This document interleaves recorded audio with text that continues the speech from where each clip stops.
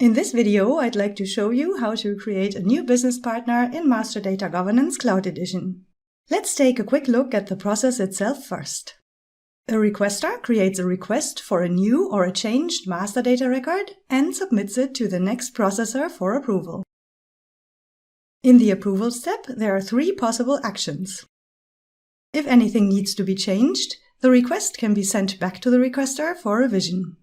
The requester can then edit the data and resubmit the request, or withdraw the request, which would end the workflow. The approver can also reject the request. In that case, the requester receives an automatic email notification and the workflow ends.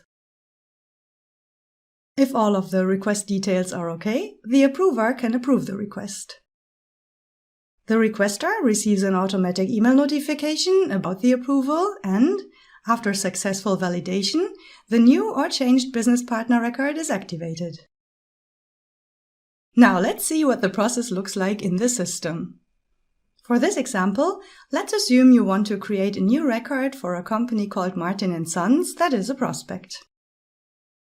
You start by launching the Manage Business Partners app.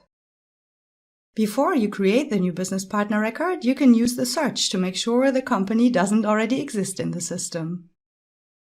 Here it makes sense to enter the first few letters of the company name. The search returns no results, and so you can go ahead and create a new request for the creation of the new record. Here you can choose whether you want to create a request for a person, an organization, or a group of people. In this case, the new business partner is a company, so you choose organization. You can then start by entering the most relevant details in the initial entry screen, for example, the name and the address. Once you confirm your entries, the new request with all further details, including the process information, is displayed.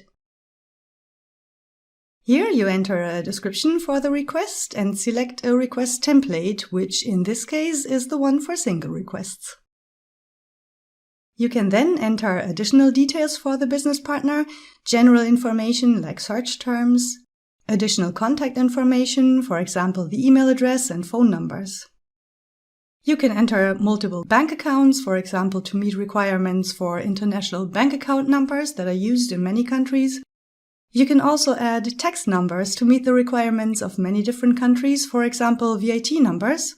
You can enter ID numbers like social security numbers for persons or Dun & Bradstreet numbers for organizations. And you can assign industries to the business partner. Once you're finished and the request contains all the relevant details, you can save and submit the request. The request is then automatically added to the workflow inbox of the next processor for approval. The approver reviews the data and can either reject it, send it back to you as the requester for revision, or approve it. In this case, the data looks good and the request is approved, which activates the data record. You, as the requester, then automatically receive an email that contains a link to the request and lets you know that your request has been approved.